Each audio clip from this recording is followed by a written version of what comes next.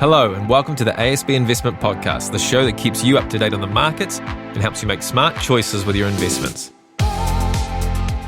These are entirely our own views and that of our guests. It's not investment advice, but we know plenty of experts at ASB that will be happy to chat if you need. Well, welcome back to the ASB Investment Podcast. I'm your host, Nigel Grant, and today we've got a potpourri of all things economic. So if you're not into learning and upskilling on what is making the country's engine of commerce run, then you might want to switch back over to yet another one of your true crime podcasts. It's been a big week or so in Aotearoa, and we've had the Reserve Bank of New Zealand's latest official cash rate or OCR decision on Wednesday last week, and the release of the 2025 government budget. These are two of the most influential levers shaping our economy, and we're diving into what they mean for investors, households, and generally the outlook ahead. So joining me today again, and I say again because it seems like I'm spending a lot of time with you at the moment. It's ASB's Senior Economist Chris Tennent-Brown. CTB, how are you? Good, thanks. And yeah, sorry I wasn't here a week ago. We wanted to record this on the day of the official cash rate announcement, but I was struck down with man flu. But I'm better now, you'll be pleased to know, and raring to go. Which, as we know, is the most vicious of all influenzas, isn't it? Yep, it is. It is vicious. That's the best way to describe it. I mean, I was like a pathetic child at home for 2 days, feeling very sorry for myself. Truly debilitating is what the man flu is. And so, what have you been up to lately?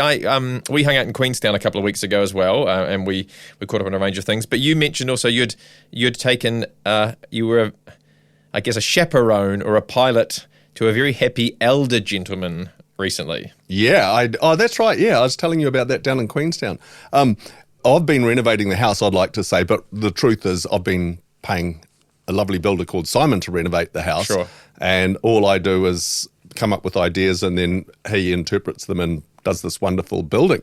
So along the way, he's got to pick up what I do as a day job and what I do in the weekend for fun. And he asked if I could take his dad for a flight for his birthday. And it was just awesome. Eric is the dad. Yes. And he's just passionate about aviation. And it's just, it's one of those things that really thrills me to bits to go for a fly and have a bit of a show off of the Ardmore airfield and a bit of my family history out there as well. So that was really, really satisfying. And how old was young Eric? Well, I didn't ask, But okay. As a guide, it's Simon's 50th birthday this weekend, so I'm going to that birthday party. So you're going to your builder's birthday party? Yeah. Cool, eh? Oh, I think you're everyone's friend. They either have or haven't made yet. That's what I think. Why wouldn't you have you at the birthday party? Let's get into it. Let's start off with the OCR decision and what happened and why. Last week's decision was closely watched, as they always seem to be. But, what happened, and was it in line with you and the ASB team's expectations? Well, in the first instance, it was. We thought that they'd do a 25 basis point or 0.25% cut. And we didn't think we'd see much of a response in mortgage markets, which we haven't. We've seen minor adjustments to the fixed term rates, and the real big move was in the floating rates, which came down by that amount. So that stuff was expected. The bit that's tricky at times like now, when they've now got the official cash rate to that level we've talked about in the past, where we think it's a neutral level, where it's where you'd have it. It's not going to be speeding the economy up. It's not going to be slowing the economy down. And so once you get towards that neutral, the question is what next? And we've been debating that for a while as to whether things like the offshore uncertainty, etc., might slow the economy so much that the Reserve Bank needs to keep cutting more, or whether they'll start to focus on the persistence of some of the inflation pressure. So the bit which was surprising and made us change our view a bit was that the Reserve Bank thinks we're there and we're in watch, wait and observe mode on a couple of these developments. So it's quite likely we'll get a pause, which we felt the Reserve Bank gave fairly firm signals along those lines within their comments, their forecasts. So that was a little bit surprising. It's surprising. We thought there'd be more signalling more cuts. Yeah, well, when we look back to the start of this year, and late last year, the Reserve Bank was really signalling, hey, we've delivered a cut and we're still in easing mode. So this is something that's always needs to happen. At some point, you've got to say Stop. we've cut enough and we're going to stop. Yeah. And it could well be that we see more cuts. We still think that we will get more official cash rate cuts, but it's not just like a metronome anymore. Yeah. Okay. And so obviously we had the budget at the same time, or in and around the same time. This one's going to impress the real nerds out there. Did fiscal policy, i.e. the budget, influence monetary policy? The Reserve Bank always has to look at the overall landscape of the economy, and clearly fiscal policy is a big part of it. We've had periods of time where they've been in sync, like if we think about the government turning on the fiscal taps in the early stages of the pandemic, or the global financial crisis for that matter, and the Reserve Bank turning on the taps with monetary policy.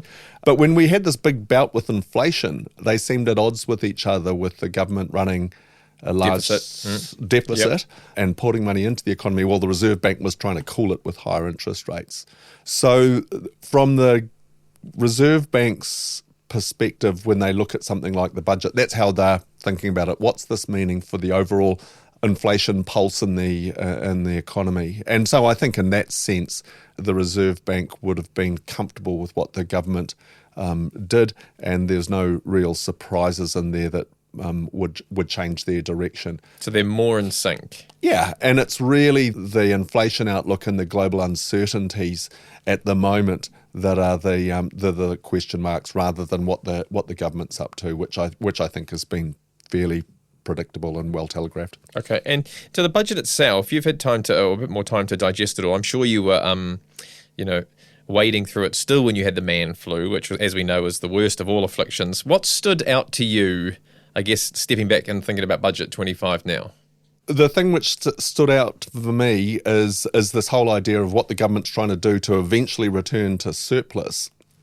When we're in a period where the economy's been going through a very soft patch, it's pretty clear that the government needs businesses to do the heavy lifting for driving growth. And they're really, really focused on that sort of boring but prudent thing of trying to get the books back into a surplus by the end of their forecast horizon, and it's really hard work. So the incentives for businesses to invest, the incentives for households to save through the KiwiSaver changes were the standouts for me. But on the whole, the thing which I like to point out about the budgets that we've actually been having for a while is that, at least in New Zealand, there's always a plan that we want to get back into a surplus. And particularly when we've got this so-called structural deficit, a deficit that won't go away regardless of the growth, to try and reduce that. What do you mean by structural deficit? What we're talking about is if there's a deficit within the government's books that won't be solved by the economy just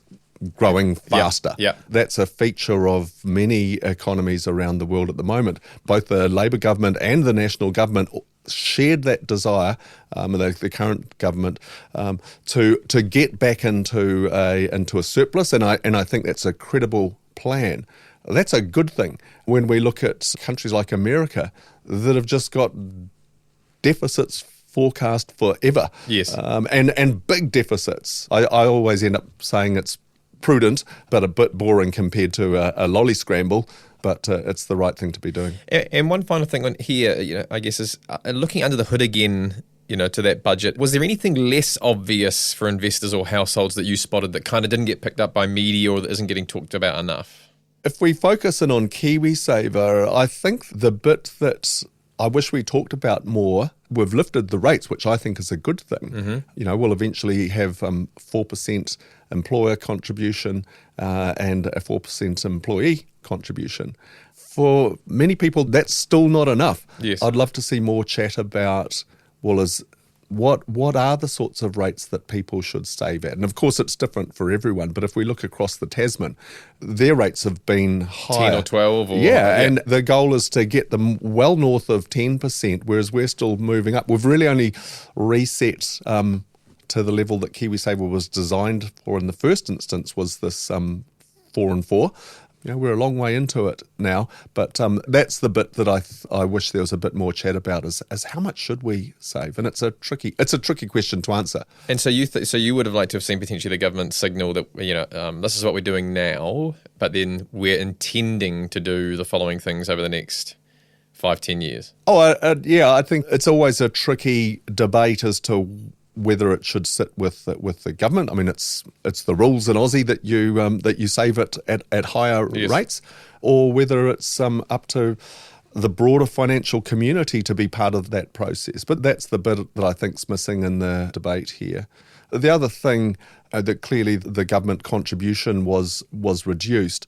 That's going to be disappointing for some, particularly for people on lower salaries. That government contribution can be a big amount of what they save for a year. For a sole trader, that really is the incentive to invest in KiwiSaver, and now it's lower. I think the clear message that needs to occur with KiwiSaver is one of certainty and consistency and a real long-term outlook. Kiwi's knowledge of how KiwiSaver works is relatively low, and tinkering and constantly changing things reduces that confidence. So in that sense, to come out and go, right, here's the policy, this is sustainable, and then leaving people to get on with it is a good signal. So from the budget, I guess it's cast the lens a bit wider, I guess, for a second. We thought trade tensions had eased a bit. We could say they're not over, they haven't gone away, but we thought they'd eased. And then, we get some recent tweets and proclamations about steel tariffs, and Europe's going to pay 50%. Well, I'm not sure who's going to pay, but European goods might have to have 50% whacked on them. Aside from all those, things generally settled down a bit in May. You've sort of touched on it briefly, but did that influence the RB's outlook at all? Just the sheer uncertainty of the outlook is something that the Reserve Bank talks about and has to deal with in their forecasting. Was it Donald Rumsfeld who did the known unknown speech? Yeah. What might come out of US policy is like a known unknown. We know that there's going to be more stuff coming. Yeah. It's unknown what it could be. And I think the Reserve Bank's very aware of that, and that will be influencing their thoughts. There's a general thought that the tariffs for an economy like New Zealand could be deflationary in the sense that it might allow access to new markets that are keen to trade. Or goods that are being rerouted here. Goods that are getting rerouted here. We might have a slower growth backdrop around the world that influences things like oil prices. On the other hand, just whacking a 25% tariff is clearly got to be inflationary somewhere. Someone's paying it. And it's just ridiculous to propose that the government of or a country like China is going to absorb the tariffs. I mean, particularly if they're 100%. I don't know how you absorb 100% tariff. So there's just huge uncertainty about what might happen next and how that flows through to the economy, and the thing which the Reserve Bank cares about the most in this instance, which is inflation, and getting it back comfortably within its target range, and ideally at that 2% midpoint over the long term. So the RB, in your mind, I guess, is the RB in the perfect spot that it's got optionality and able to sit in its hands now and just watch and wait for data? That watch, wait and hope is always something that central banks need to be good at. And now's one of those times. There's a question about how persistent the tick up in inflation that we think is coming through at the moment will be, how quickly lower energy prices will flow through, and how long they'll flow through to the economy, all of those sorts of things. So to be at neutral now and watching and waiting, of course there's room to move lower if need be. There's still some ammo to support the economy more if need be. And likewise, they've done the work they feel like they need to do to get rates from very restrictive levels back down to these more neutral levels. So I think over the next few months, we'll have some interesting meetings. And interesting for economists, it sounds pretty boring to go, wow, nothing happened. That was an on-hold decision. That was so interesting. Yeah. But the devil will be in the details or the tea leaves or whatever. Yeah, and the words that get removed versus get added in, right? Yeah, and I think it'll be a fascinating time with several moving parts that we'll all be watching, and a lot of them are these known unknowns, and there might be a few unknown unknowns out there as well. I've tried to stop thinking that I'm going to be able to predict a lot of the stuff that's coming out of the States these days, and now's one of those times. I think we got a little bit too complacent thinking that that peak tariff might be behind us. Because really there's just been a pause, and then as soon as we've got into pressure points, this brinkmanship comes up again. And but markets seem to be almost a little bit less, or they're more immune to some of these announcements, right? They're kind of more taking it in stride now, calling bluff on it. Yeah, well, I think there's some stuff that that people rightly take with a bit of a grain of salt. Yeah, but there's other stuff like just putting very heavy tariffs on steel and aluminium, which are you can't ignore if that was to take place. And likewise, there's a view that, hey, this is all simmering, calming down. But at the same time, last week we had the tariffs themselves getting challenged in US courts. Yep. That could drag on for years. So I think the only prudent thing you can do is go, hey, well, Trump's going to be around for another 3.5 years, and watch this space. Yeah, and comport yourself accordingly. He's not going to back down. That's not his style. No. So let's take it back to a little bit more, I guess, what does this actually mean for me? Firstly, I guess, what signals will you be watching what might you be watching that the RB might be watching before, either if they do cut again or move out from a whole lot of nothing and no changes to doing something? Yeah, I think the inflation outlook is going to be key to watch. So inflation expectations, people's wage setting, all of the things which the Reserve Bank will normally be watching, but I think there'll be a real focus over the year ahead on the inflation developments, how persistent they are, B, the global backdrop that we're trading in. Yeah, I think there's going to be plenty to watch. And hey, it's one of those times where if our forecast's wrong and the Reserve Bank's on hold from here on in, it would be because the economy is going well, or improving. So it's one of those things where don't root for more recession. Yeah, that's right. That's right. Yeah. So this is a tricky time for borrowers, clearly, because we've been on a couple of years of rates going from extremely high, very, very painful, to coming down with reasonable gusto over the past year.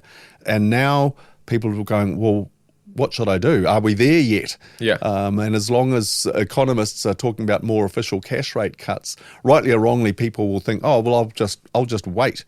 But now really is the time when people have to have a strategy. But you're kind of, because you watch this stuff every day, I do too. You're kind of you've got to the position now where you think it's going to be a wait and see. Well, the average person out there, they'll be playing catch up with what's been happening. They'll probably now, we've been cutting, rates are coming down. So what's really top of mind for you, for borrowers and savers at the moment? We talked last time about don't try and pick a bottom if you're a saver, or a top if you're a saver. Just get on with things. Does that all hold true still? I think people really need to have a strategy now, because there's a lot of mortgages out there that have got to very short terms, or people are floating and they are trying to work out, is this the bottom and is now the time to fix?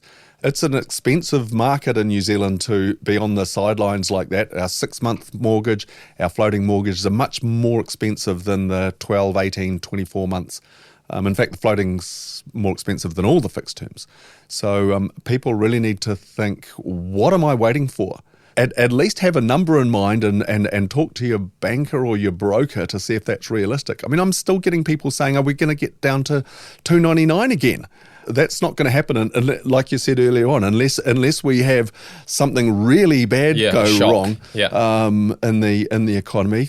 We're not going back to those pandemic lows that we saw in the past. You'll be waiting. It's like you're standing at the train station waiting for a train that never arrives. Yeah, and I've been saying for a while that these rates around the 5% are within Kiwi of the bottom, based on where we think the cash rate's going to go. And by the way, these lower rates that we're seeing around the 18-month, 24-month period, they are factoring in the same sort of outlook we're talking about, that if the Reserve Bank does anything, they might cut a couple more times over the year ahead, or the rest of this year. But that's really baked into wholesale rates. We know. I think I heard somewhere, or saw, whether it's one of our own reports or in the news, that the majority of borrowers are all refixing this year, in like a 12-month period, some of those people, I think, are rolling off the 299 that they did for 5 years. Yep. So it's not like everyone's rolling on to an a lower easier rate. budget. Yeah. On the whole, though, people like fixing for 1 to 2 years. It suits for all sorts of reasons. And typically that's been around the low point of the mortgage curve, which has got that sort of Nike swoosh shape to it, with the higher, longer term rates and the cheapest rates in the and the front of the tick is just the floating bit. Yeah, that's right. There's a lot of people that have been rolling off 1 and 2 year rates, and then over the past year they've got into this camp of getting shorter and shorter and hoping to get to the bottom this year. And for those folk, this is where you need to have a strategy. Like, how long do you want to fix for? What rate are you looking for? Is that realistic? Because if you just sit around waiting, things can change pretty quickly, both in a positive and a negative front. I mean, if the Reserve Bank really has finished and starts to talk about not cutting at all, removes any easing bias over the next 6 months, which is plausible, everyone decides to rush through the door and fix their mortgages. More demand. It'll be a pretty busy period. And likewise, it's only in hindsight that you can know that you've picked the absolute perfect strategy. Yeah. For most people, I stick with that message to get on with it. And certainly don't sit around on these very, very expensive rates when Just we're trying to pick a bottom. Trying to pick a bottom. You said it. So back to KiwiSaver and the changes that were announced there in the budget. Was there anything that warrants, I guess, along the theme of what's in it for me or what should I do, is there anything that warrants someone rethinking anything about their KiwiSaver, whether right now or in the future? Well, I think the first question is everyone needs to think about how much they need to save. And Agree. And so the increases that are coming are a move in the right direction, but it still doesn't answer the question of how much do I need to save. So that's something that people should always look at, and I think ideally make sure that they've got the budget to take advantage of the maximum benefits of KiwiSaver, which will be contributing 4% as a salary earner. If they're able to. If they're able to. In terms of things like asset allocation, it doesn't change the process though, right? It's all about your risk tolerance and your time frame and your savings goals, be it saving for your first home or for your retirement. So that stuff doesn't change. So that really, to me, it's just an ongoing process of making sure you're on the right track, making sure you're in the right fund, and making sure you're maximising the benefits of KiwiSaver over your savings horizon. So there's some new stuff to think about with the changes in rates coming up. Yeah, I thought there was kind of two. I mean, you've covered it off already in terms of the contribution rates and things. Two things stood out for me that I think people need to keep top of mind. One was your government contribution this year isn't affected, so make sure you're on track for that. If you have already qualified for it, great. If you haven't, nothing's changing there. So don't think like that's been taken away, through to the period of ending June or end of June. And aside from that, I just thought it's probably a good time, as you've said, to check in on KiwiSaver. Like, I'm sure everyone in their calendar has the budget marked like I do, but if not, these things and these changes that have been announced, check in what fund you're in, what's your goal, and are you on track? And you can do that with ASB or any provider for that matter. Yeah, and call the provider to make sure that you've put in enough this year to get the government contribution. That's So right. all of that, it's like KiwiSaver maintenance to me to be doing that. And sticking a date in the calendar is a good one. Or hopefully your provider sends you an email to remind you of some of these things. And I guess it's just like maintenance on your aircraft, which I'm sure is an ongoing. Every flight, give it a good check out to make sure it's going to do the job for you. Well, if it's I guess hopefully it stays up in the air. That's probably quite a critical thing. Final question before we get to the recommendations. Putting it all together, because what do you think for investors broader than just KiwiSavers? What should investors be thinking about right now, especially, I guess, in light of the OCR shift and path, but also the budget? On the OCR for savers, it clearly makes a difference. We've talked about mortgages getting a little bit lower or a bit near a bottom. Likewise for term deposits, they're a lot lower than they were a few years ago. So making sure that you're in the right term deposit, or if you need to do something different, is an important thought for savers coming off the back of these lower interest rates that we've been we've been chatting about. From the budget's perspective, clearly there's some business implications with the changes to tax. Yeah, it's good. So keeping abreast of those from an accounting perspective's important, and it's one of those times where talking with an accountant is probably a professional. A professional is a lot better than talking to an economist. Looking at the budget and the RBNZ's commentary, clearly we're in an environment which has a lot of global uncertainty at the moment. Uncertainty usually means there's volatility, so that's just something that all investors need to have a plan to make sure they can deal with. I'm glad you raised that, because I think what's top of mind for me is if you're a saver or investor in KiwiSaver, it's now that you're through kind of a March, April, the latest period of volatility, it might be good to just step back and go, how did I handle that? What did I do? If you didn't notice it, great. Provided, you should be in the right fund. If you didn't notice it and got on with your life and gardened and flew aircraft, great. But if you did react off the back of it, go back and check that you made this. Would you make the same decision now that you're out of the blast radius of that? So I think it's really important to keep that top of mind. Yeah, we only ever understand our tolerance for risk when we experience some bad stuff. Yeah. And so it is a good time to take a stock taken. And likewise, it's kind of satisfying to think, hey, I was aware that my investment, and talking personally, my investments were down 15%. I didn't like that at all. I was very uncomfortable. Yeah. And then they haven't fully recovered, but I'm glad I didn't react and basically listen to my own guidance and advice and then think, okay, this is what investing's all about. And hey, we're going to have more periods of this. I've got 10 years until I retire. There'll be more bouts of volatility over that 10-year period. Yeah. And so how you cope with it is really important. Yeah, you're always going to get a bumpy flight once, the more you fly, right?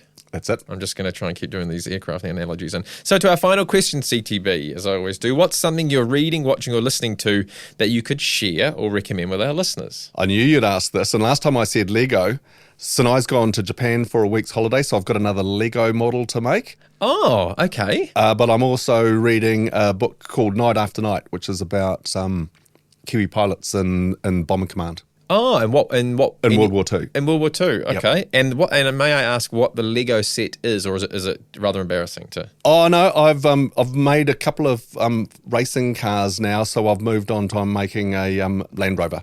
Oh, the Technic Land Rover one. Yep. Oh, lovely. I'll send you a photo when I've finished it. Yeah, I feel like your yak bag would go excellently in a Land Rover. It does. In fact, it's been in a Land Rover with me. It goes well on my Vespa as well. Oh. It goes everywhere. It goes into orbit. It goes on the ground as well. My shout out, or my recommendation actually, was I went to Taupo on the weekend, and I just wanted to shout out the Expressway. It's not a reading, watching, or listening to it. It's an experiencing. I just wanted to shout out the Expressway. You can do 110 on it, and you really feel like you're moving. Yeah. It's like infrastructure. It's like the literal definition of infrastructure paying dividends. I like the fact that you can drive along and don't have people overtaking coming towards you. It's much more relaxing. Yeah, it's got the median strip and everything. Carriageway. God, I just thought we are progressing. Slowly, but surely. And so now we're at the finish line. So from interest rates and inflation to government spending and KiwiSaver reforms, thanks so much, CTB, for navigating it all with us. We hope you had a good time, and we'll see you back again soon. Sure will. And thank you to our listeners and viewers as well. If you're looking for more insights or want to understand these developments and how they affect your own finances, you can visit our website, but in particular our Investor Hub, where you can see all the commentary from our team on what's been going on in markets on a monthly basis, or if not even more frequent, and to the reports that CTB and the Economist team put out every week, I guess, as you guys are churning out stuff. Every day. Daily, minute by minute. Also, don't forget to subscribe to future episodes if it's your first time listening or viewing our podcast and show. We keep you up to date with all the key events that are happening around the world, and you can subscribe to see, or get that in, push through to your phone or wherever it is to see what's happening when it happens. But until next time, happy investing and bye for now. Thanks for listening to the ASB Investment Podcast. If you have any thoughts on this episode, or if there's anything you'd like us to discuss on a future show, get in touch with us at podcasts@asb.co.nz.